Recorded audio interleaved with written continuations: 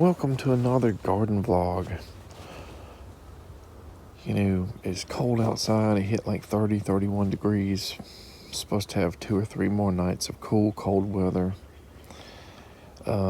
We were, I guess, last minute in sort of a freeze watch, but no frost on the ground or anything, so I guess it really didn't happen today. We got some cool daffodils and some grape hyacinth and another type of hyacinth there. It's kind of purple pinkish that kind of smells like bubble gum. And another type of daffodil and another type of daffodil. So we got at least like 3 daffodil varieties here. Well, we finally found or received our package that has been all over the Pacific United States, originally from California on some island out there.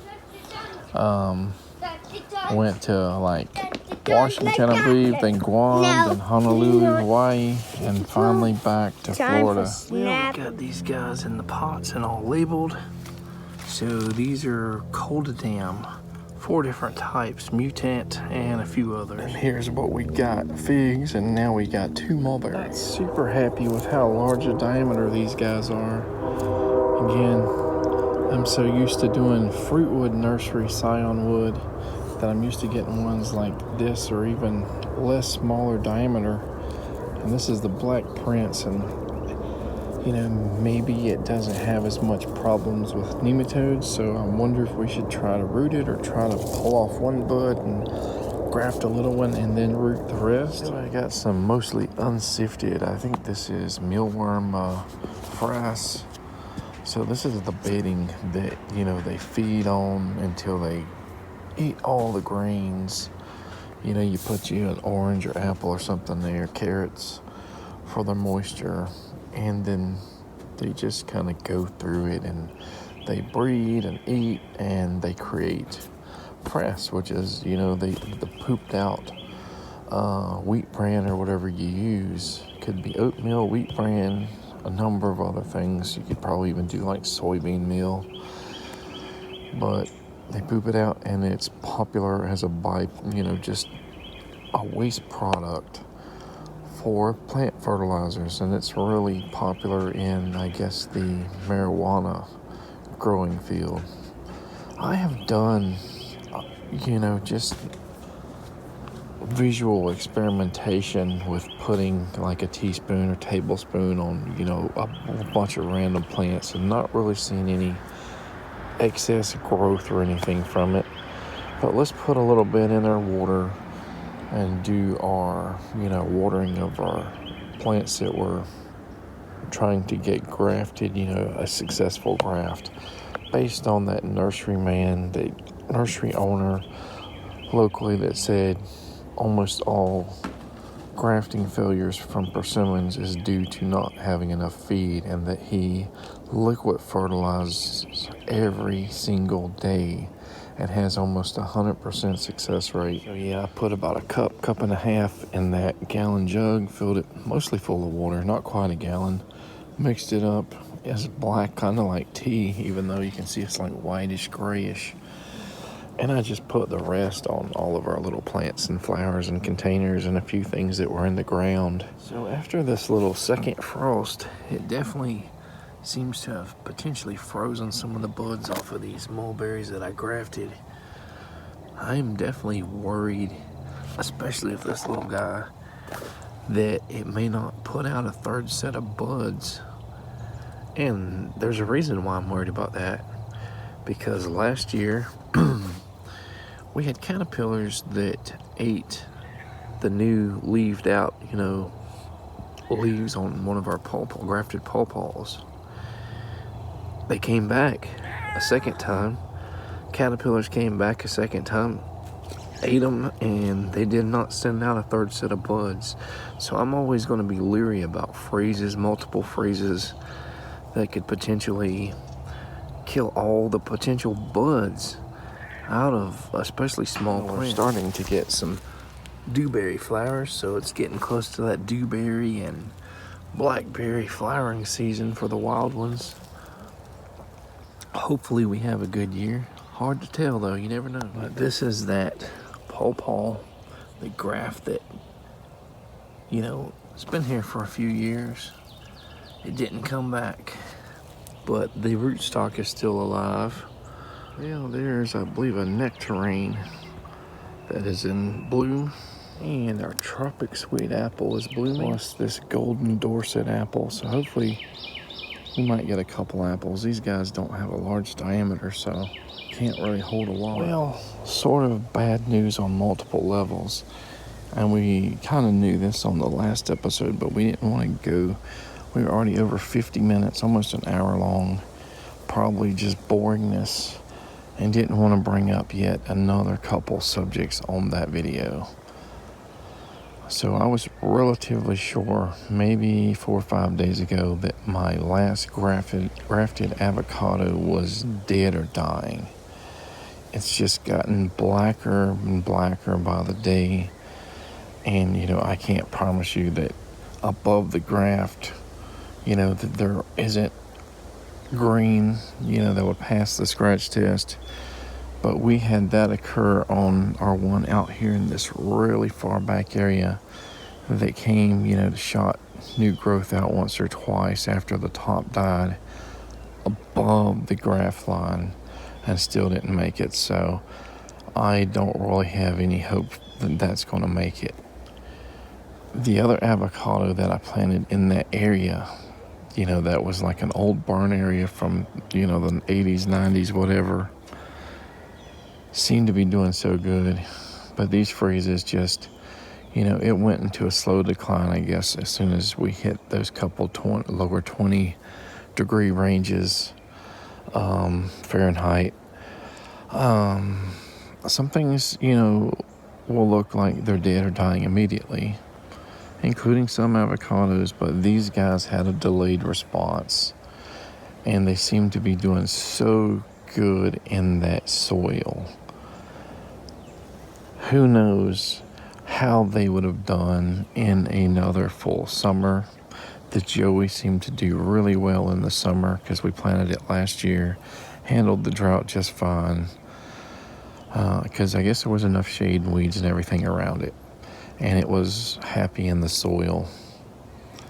So you have so many different things going against you with avocados. First, too much water, fungal issues, dead tree. Second, too much sun too early, you know, in its life, dead tree.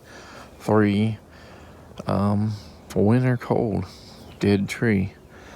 And we do not know what rootstock they were on. It could have been on a non-cold hardy rootstock like Haas or something like that. There is a local nursery that sells ones based on the rootstock that he grows, but that person's GHB avocados, a lot of them have frozen dead. So I do not know. I think random seedlings have more or less cold tolerance, you know, even though it's from the same tree. So there may or may not be a greater chance of surviving winters based on getting those local crafted trees, but they're $60+ for a small tree. I've already spent hundreds on avocados. I have a few seedlings that seem to be tolerating the cold and the soil they're on so far, but we haven't had like flooding rains and stuff that would really test their limits. So you got all these areas of concern with avocados. And, you know, I said before, I'm planting so many seedlings out just to try to ensure that we will have one or a couple trees that survive, thrive, and hopefully produce fruit. But it's possible, just based on seeing what we're seeing, that there will be no long-term success. Not here on this property. I mean, you know, it might seem counter to what I said before, but again, what I said recently, you know, over the last 4, 5, 6 months was based on, you know, these plants did terrible in the summer, these plants did terrible in this soil, these plants here seem to be thriving. But now things may have changed. So again, I think our Joey glass grafted avocado is gone. I think some of the seedlings that were done super well are gone from the cold weather. don't have many more seedlings to try. I was trying to give those away to the local community, and maybe potentially that could be the best option. Maybe somebody else will have better successes. Next bit of bad news. At least one of my chestnut on oak trees that had short-term success, the graft took, it was growing leaves and stuff, seemed to have died. It just, probably over the last couple months, or in the dormancy season, whatever took it into dormancy, lost its leaves and died. A second one may or may not be dead, and a third one seems to still pass the scratch test, but we're waiting to see. It's possible that just because it's a different type of oak that we put the grafts on, that one just is like an absolute failure. Another one questionable. Hard to tell long term. That's why this is all about experimentation. And maybe if we had 5 short-term, long-term graft successes on the same type of oak tree that failed, maybe some of them would succeed. Maybe all would fail. We just don't know. We grafted several and last year, and only 3 took, I think. So 2 different species of oaks, not sure what they are, but the 2 that I say, one's maybe dead and one of them's still alive, is on the same oak tree or type of oak tree. But the one that guaranteed failed might be a live oak. I don't know what it is. And only had 1. So, we need to do more experimentation as we have time, as we have more sawn wood, and, we're doing, a lot of these oaks are just, green all year round. So evergreen. And which means you should be able to graft your dormant chestnuts, anytime they're dormant, on an evergreen tree, because you wait normally when both the sawn wood and the rootstock are plants that go into dormancy.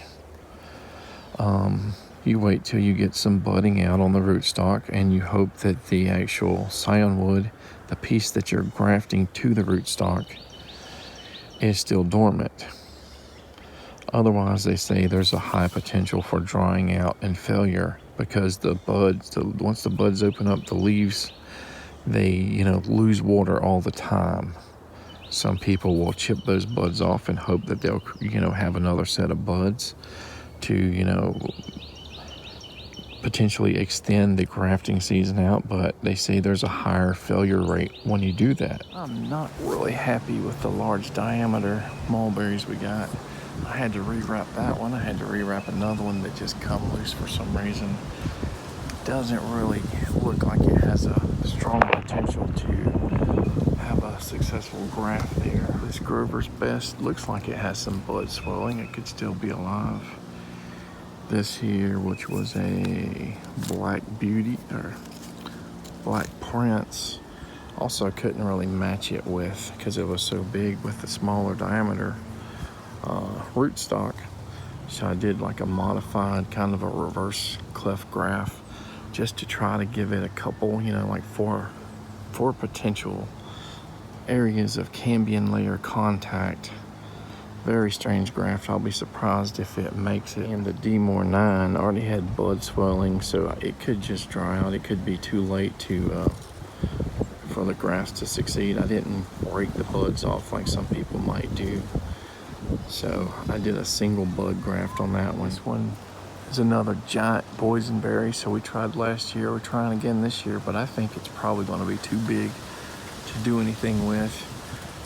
Maybe we'll get lucky, maybe we won't. The Galicia graft, which was also a big one, seems like it's already kind of loosening up from the rootstock area, and that could happen from cold weather or anything. I kind of had to put the paraffin around the whole thing, and then re-paraffin where the scion and the rootstock meet to see if we can come up with something. Even if it hits on the opposite side, it'd be nice, but I don't have big expectations of that happening. And the Kip Parker was also super big, so I haven't had any problems with it yet, but it's also, I can't tell if it's alive or dead or, going to push buds out. So those bigger ones are probably more suited to rooting. I got some of those also trying to root, like Galicia, and I think there's 5 cuttings here. I think they're 4 different types. The issue we're going to have if we cannot get the larger scion wood pieces to graft successfully is that ones in the Morris Niagara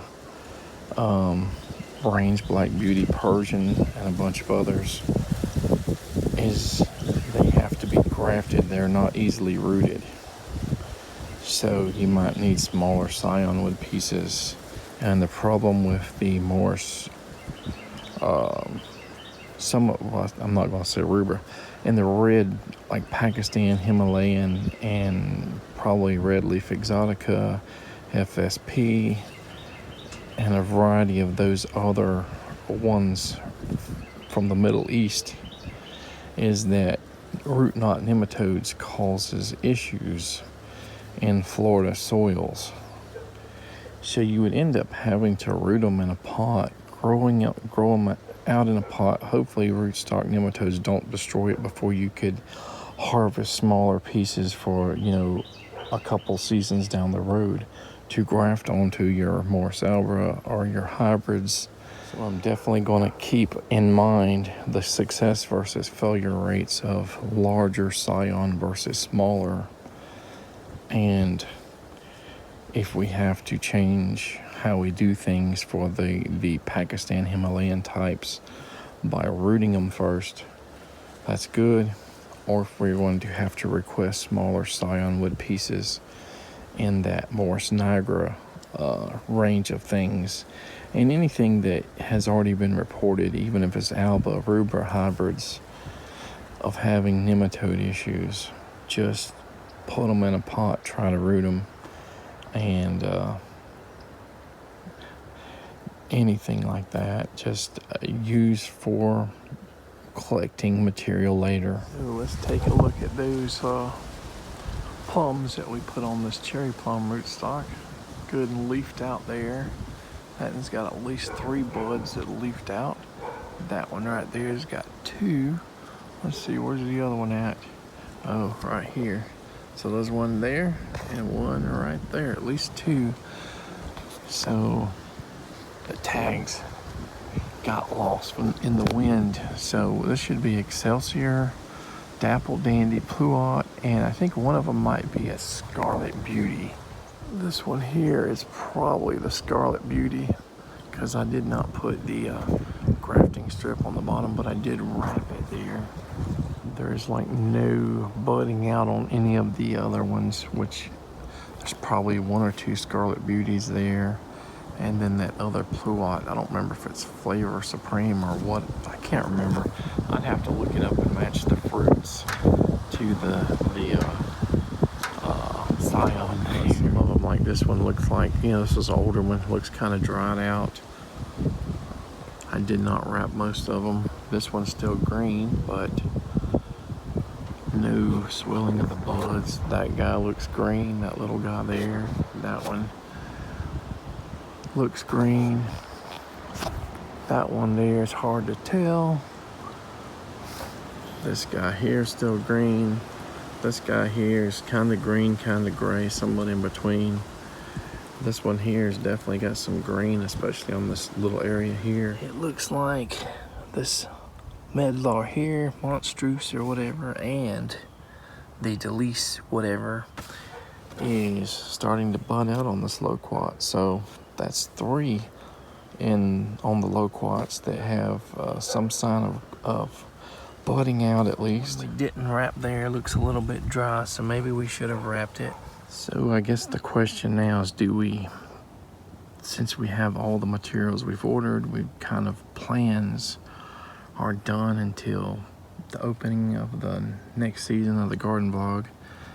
Should we close, we've been doing a soft closing for a few months now. Should we just end it here, or do we keep going? Do we go and try to find some more materials and do another last run, you know, for the season? As you can see, our seasons don't necessarily run with the start of a new year, beginning of, you know, whatever, the end of one year and beginning of a next year.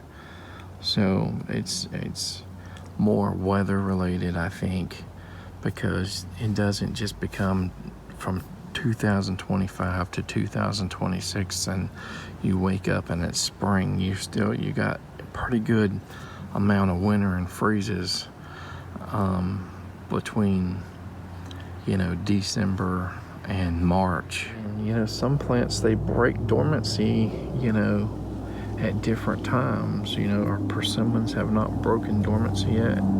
The mulberries broke dormancy maybe twice, then they got froze.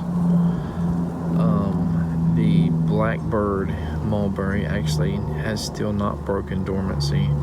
It may be more used to like northerly weather, you know, let's wait until such and such month before we push out our buds, because we do not want those winter frosts to destroy them. Got a new little flower coming out there.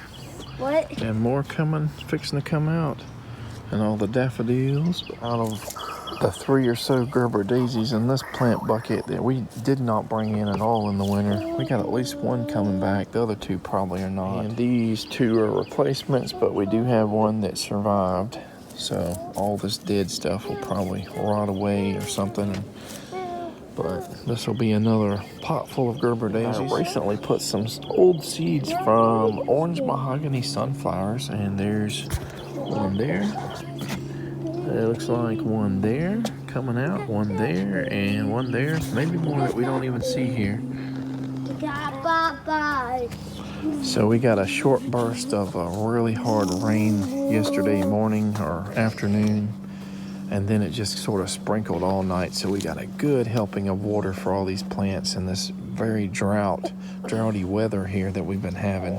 Much needed. Another morning, and it looks like another one of these little sunflowers are coming out. So this is what they look like this morning.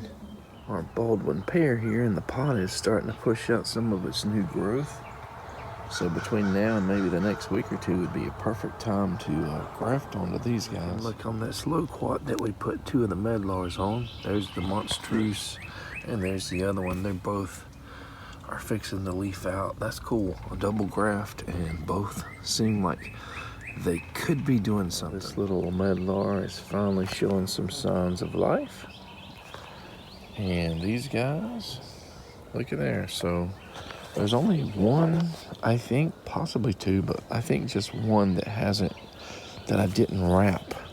So we got several in containers. Everything is showing signs of life. So we got probably 70 to 80%, it looks like, success. And if the one that wasn't wrapped isn't dried out and somehow pushes new growth, then it could go up to 100%. But again, I don't know how these guys are compared to like mulberries, where they can push 2-3 inches of growth and then just using their energy in their cutting and then die. So I'm saying potential versus, you know, verified success. This is a place where I just randomly put 2 avocado seedlings in the ground, unprotected for the most part. One of them looks like it's probably dead. There's a little tiny bit of dark green there. Possible it could come back from the ground, but just in my experience, not likely. This guy here, right next to it, same sibling from the same tree, same year, showed more cold tolerance. Well, it's been a day or two since I did any filming, and this Bizcamp pear is fixing to bloom. Look at all that.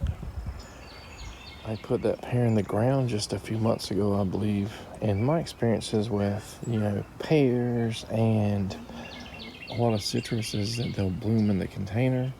They might bloom within the first year of putting them in the ground.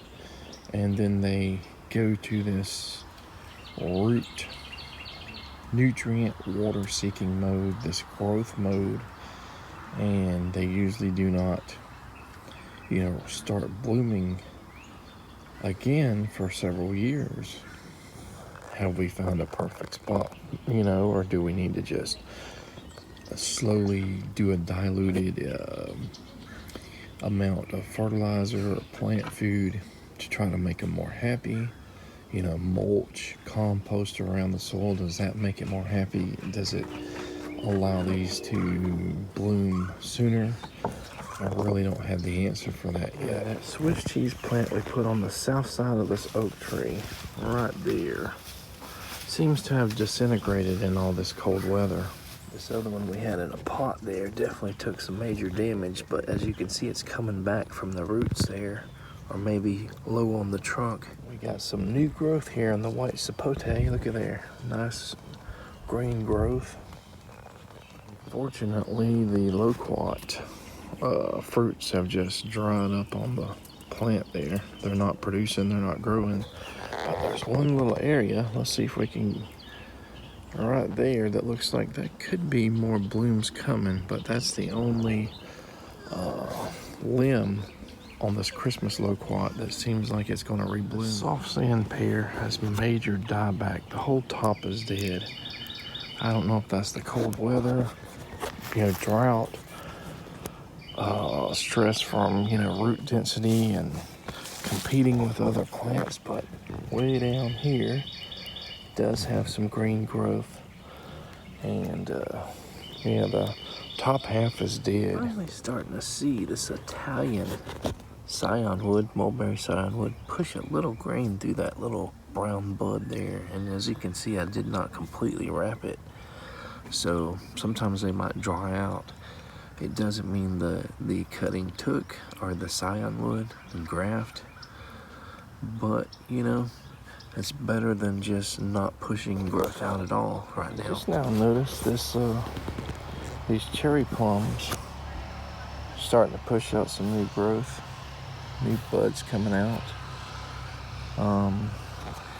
I've never thought about rooting them, but apparently some of the nurseries and stuff actually root the rootstock, from cuttings, and then instead of going through seeds and cold stratifying them and planting them each in a pot and waiting a longer time, this if you have successes doing this wouldn't possibly be a greater option, especially where you cannot produce your own seeds, like down in Florida, where we do not get enough chill hours for cherry plums to actually produce flowers and fruit.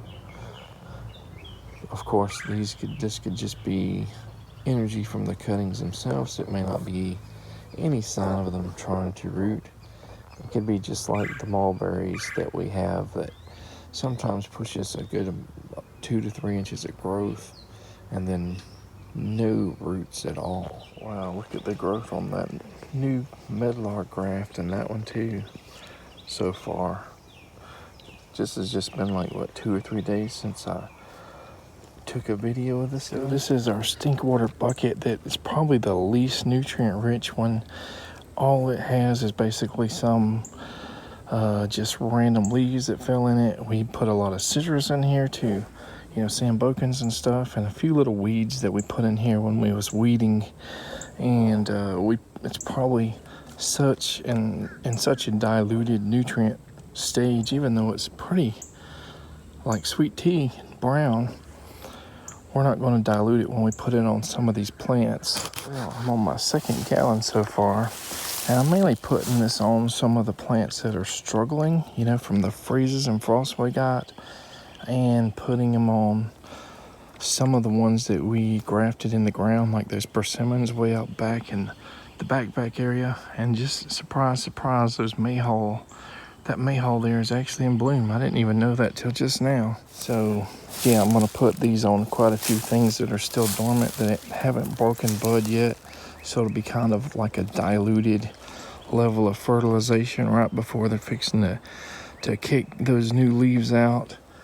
And the ones that are already budding out, we're probably just going to go ahead and get fertilizer for them, some 12-0-12 or something, And these guys here will also get that maybe just a little bit later. It's about 3 hours later maybe, and we got a bunch of rain, probably 3/4 to an inch of rain, and maybe hour and a half. Still thunder out there, possibly going to get some more rain, I don't know. So all these plants are going to be happy, I would assume. Can look at them gray clouds out there. May be able to hear thunder in the distance.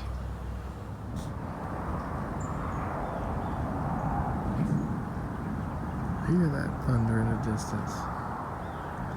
So when are we going to know like a final tally of what died from those frosts and freezes we've had? I think it's still too early to tell. I'm definitely seeing some of most of the citrus getting some little tiny buds kind of leafing out. Our tropical guava is scratching green at the base. Anyway, I did go around and look at quite a few things, but some of the things definitely look worse or possibly dead. Some of them have life down, at the base, like that tropical guava. So, I mean, as far as white sapotes, I think most, if not all of them that were in the ground look bad. Whether or not they can come back from the base or the roots or, 3 inches, above the ground, I just don't know yet. So it's definitely a little bit too early to tell what's going to come back. Haven't seen any new growth on the yellow Cattleya guava or lemon one. Some of the avocados definitely look a little worse for wear, and even just based on my limited experience with some of the seedlings and stuff, is when you see some death from the top, sometimes it creeps down all the way down to the root system and they don't come back up. So it'll be interesting to see if that's the case in 2 or 3 or however many I'm looking at, and seeing if they can recover.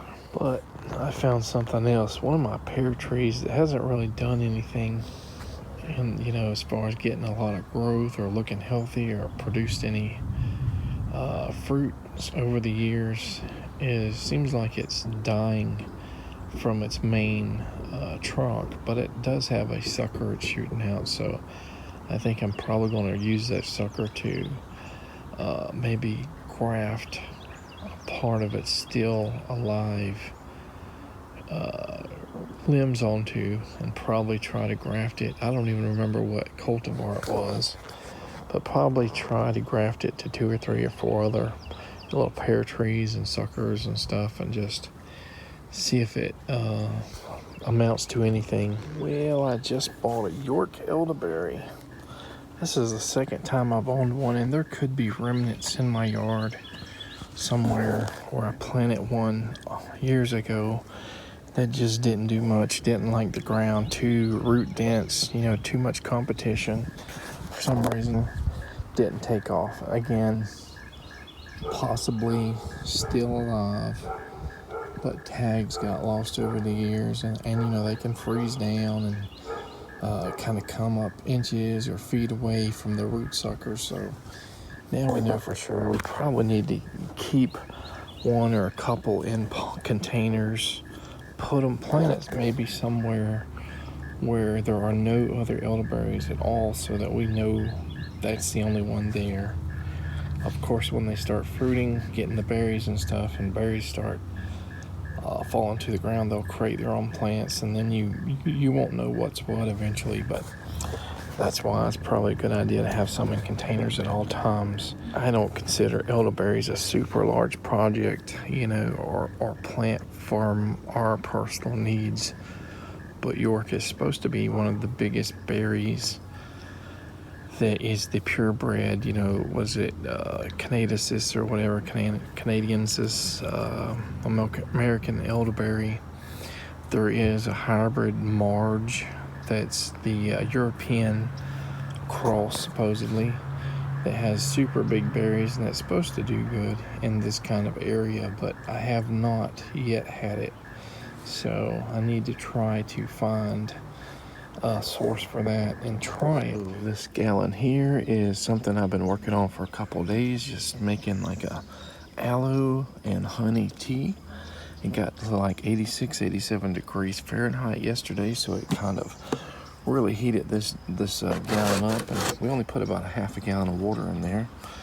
And this is going to be a hopefully root stimulator. So anything I'm trying to root, like figs, mulberries, whatever, versus grafted, grafts that I'm trying, I'm going to water with this. I just cut up a bunch of little chunks of aloe, put in there, let it seep for a few days in the hot weather in the sun, and honey.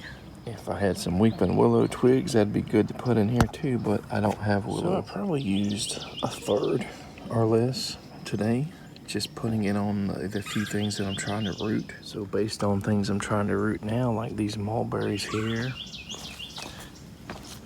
figs there, more mulberries, these cherry plums here, mulberries here, and a variety of other figs.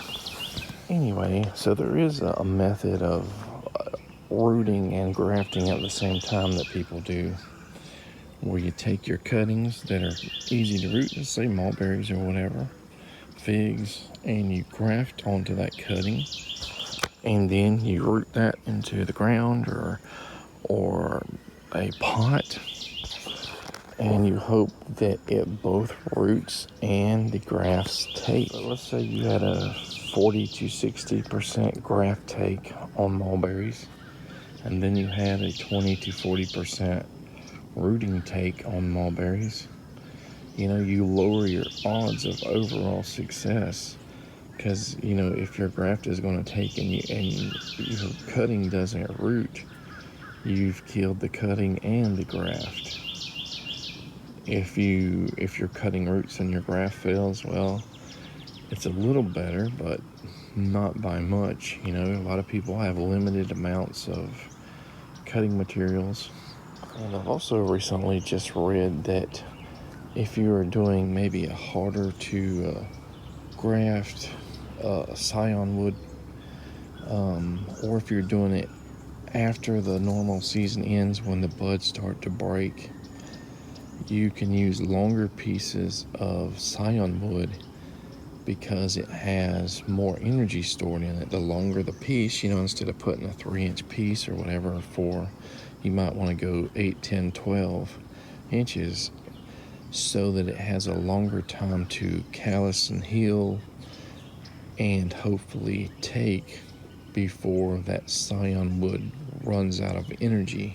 So I have a little bit of wheat bran. I put maybe 2 cups in this thing, in this gallon water jug, and we're going to fill it with water or rainwater or something, and we're going to give the grafted plants some nutrients this way this time. And we're going to put just a little bit of cricket frass in there. This is different than the mealworm and super frass that I've been using. So this is from crickets. It's basically same principle, low levels of NPK.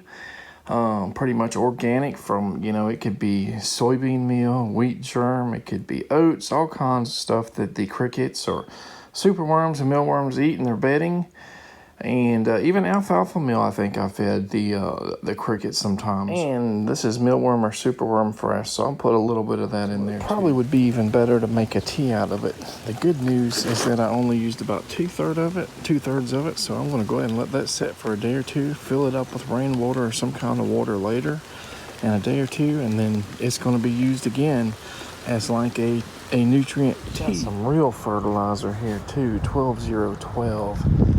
One thing, it's not super easy to find 10-10-10 at a decent price around here.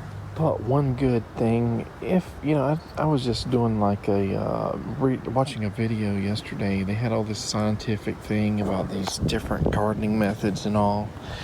And they came to the conclusion that chemical phosphorus actually, like, when you use it, around fruit trees and in the ground and stuff, that kind of, instead of promotes like healthy soil organisms, it kind of stops those organisms and the phosphorus that naturally occurs from where you would do like composting and mycorrhizal fungi and all this other stuff, mulching.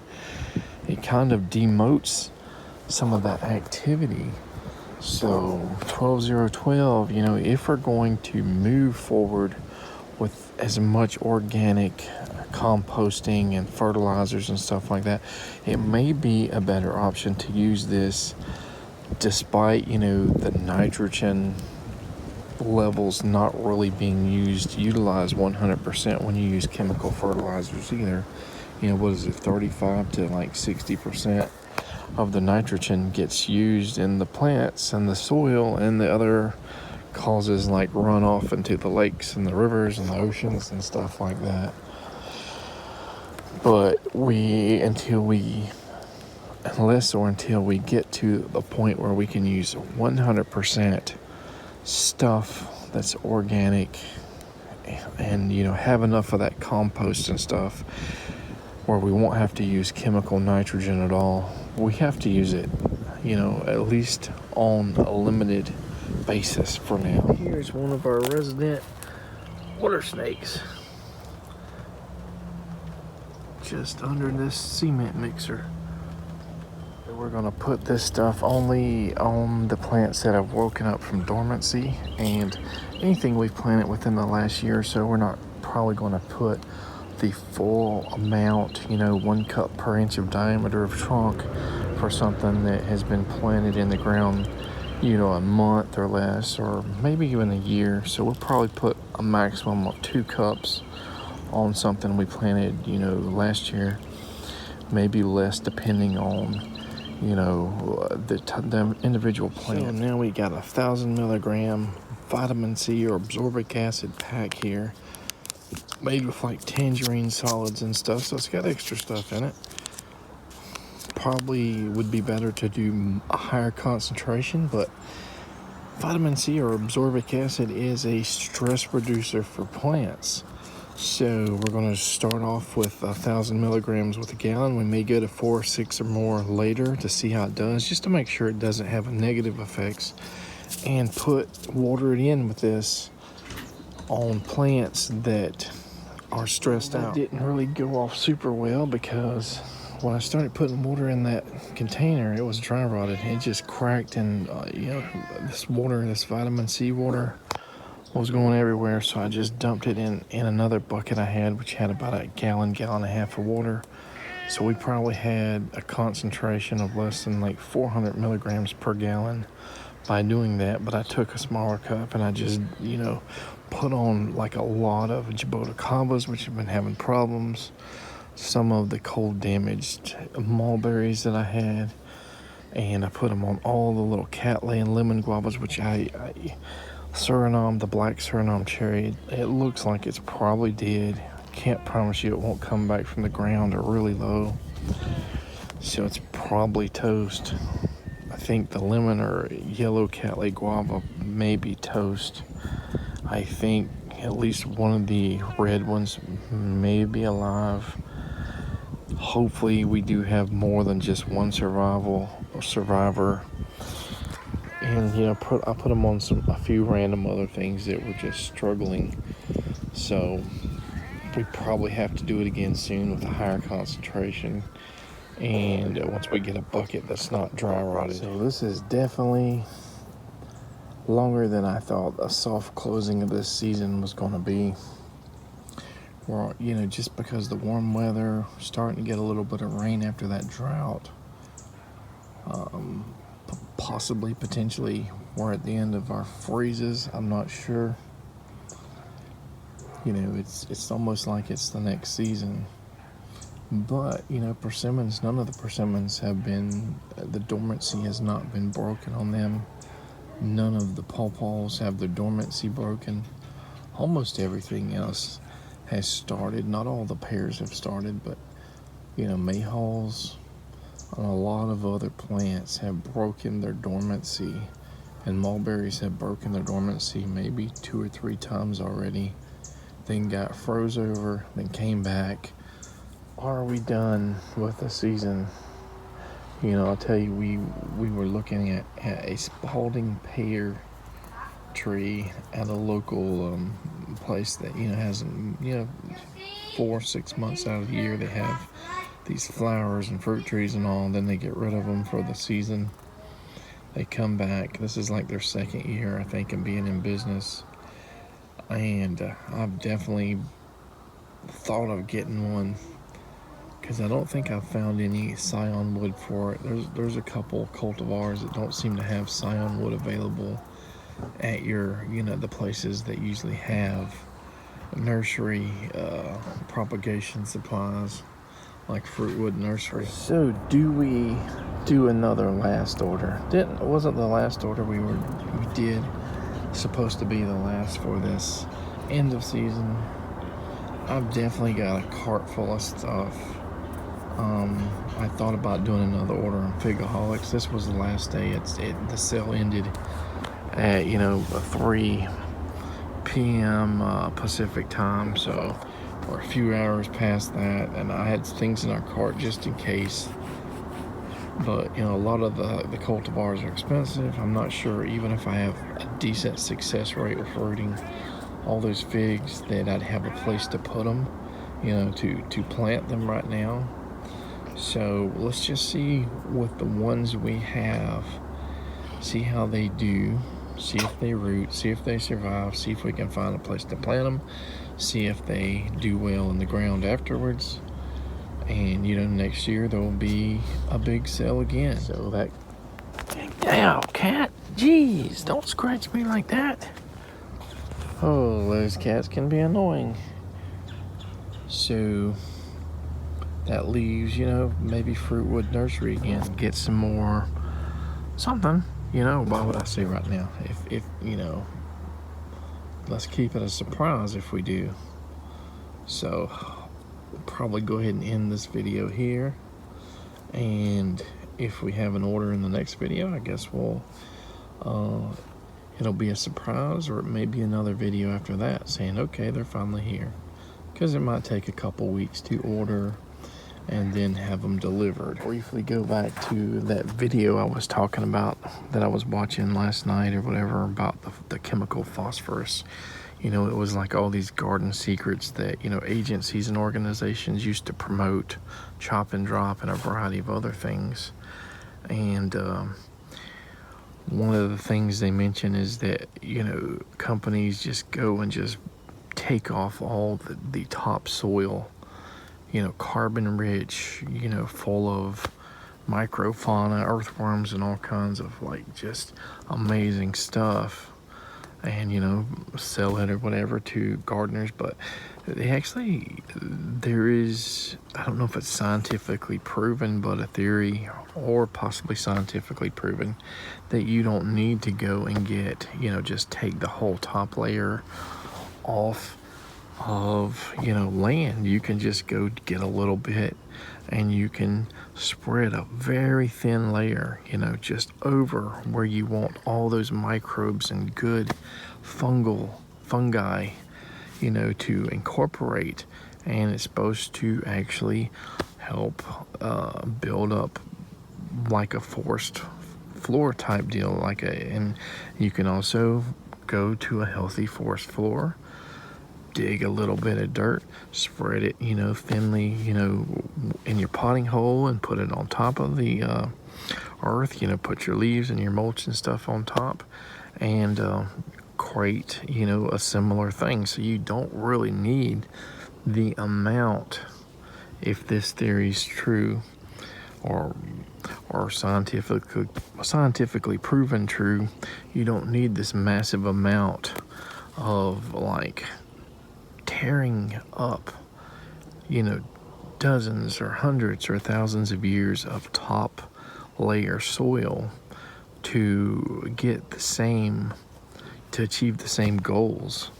So that's interesting. I knew that people from ancient times used something similar to our stinkwater and our coffee beer, fish guts, all that other stuff, just fermenting them, in something that holds water, and the longer the better, creating plant food. There are other things you can do apparently to help the soil microbe levels and like dry yeast, water, sugar, and fermenting that for like 3 hours, and then diluting it, putting in a foliar spray, or just a garden water, and watering the plants in the soil around it. And it's supposed to do pretty good too, so we need to try that. I haven't tried that yet.